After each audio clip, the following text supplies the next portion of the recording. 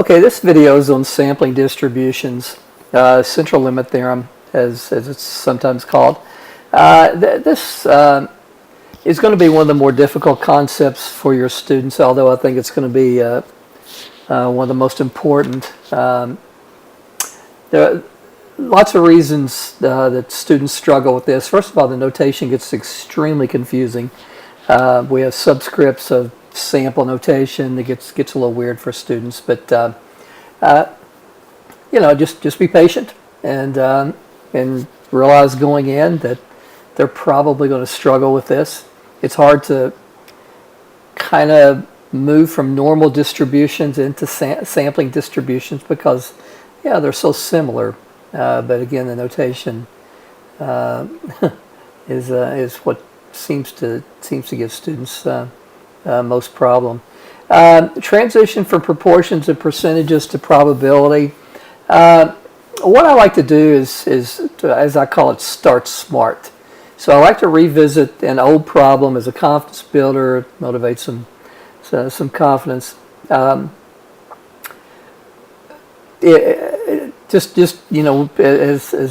teaching as long as I have, that's one thing that I've noticed, that if we're encountering something more difficult, if we can embed it in something that we already know how to do, it seems to make the transition somewhat easier. So let's start. We know IQs by this stage of the semester are normally distributed with a mean of 100 and standard deviation 15.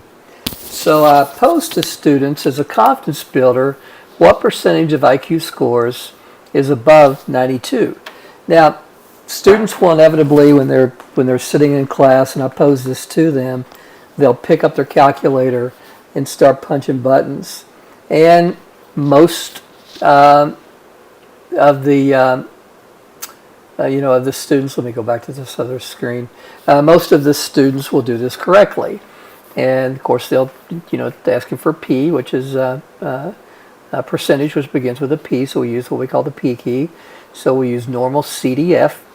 Above 92 will give us 92, comma E99, comma 100, comma 15. And I've got my calculator handy here, so let me just put this in real quick and see what we end up getting. So I get 0.7031 as the answer. So in terms of percentage, we would report that as 70.3%. All right, the next problem looks just exactly like the other one, except a little bit of terminology difference. The words have changed just a little bit. IQ scores, still normal distribution, same mean, same standard deviation. But I want them to start thinking about choosing someone at random. Now, why would I want to do that? Well, ultimately, what I want them to think about is if we select a group of people at random, what's the probability that their average score is above or below a particular value? So I start out with just saying, let's select one person at random. What's the probability their IQ is above 92? My motivation here is to show them that this problem is worked exactly like the problem we did on the previous screen. So I point out a couple of things to them. First of all, probability is the proportion of times something occurs over a long series of repetitions.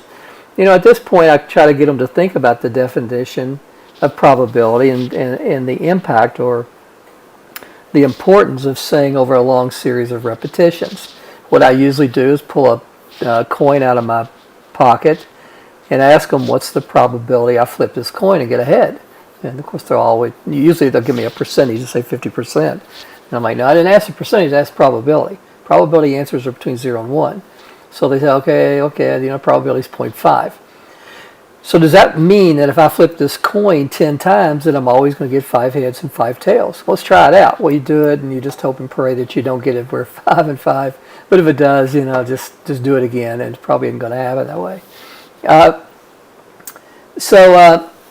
Anyway, this problem now, if we select one person at random, what's the probability their IQ score is above 92?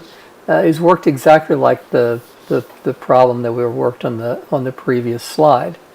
Now, Motivating sampling distributions. I no longer want to think about taking someone one at a time. Let me explain why. Sampling distributions are kind of the bridge into inference. It's the bridge into inferential statistics. And inferential statistics is the technique of taking information from a sample and using it to make a statement or a generalization. My dogs are going crazy out there for some reason about a value from a population. Well, if we're comfortable working probability problems one person at a time, which I did back here,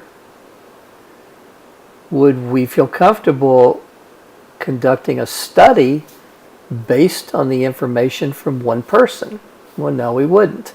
If I conduct a study, I want 20 people, 100 people, 1,000 people, maybe 3 people, maybe 3 subjects. For example, 3, you might say, well, that's an awful small sample size.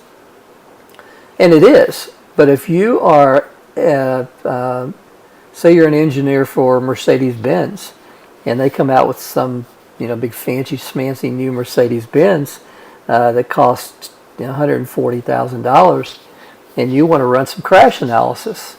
Well, if you go to the CEO and tell him or her that you want 100 Mercedes-Benz so you can go ahead and crash them on a wall, you're not going to be around very long. Sometimes we have to deal with small samples.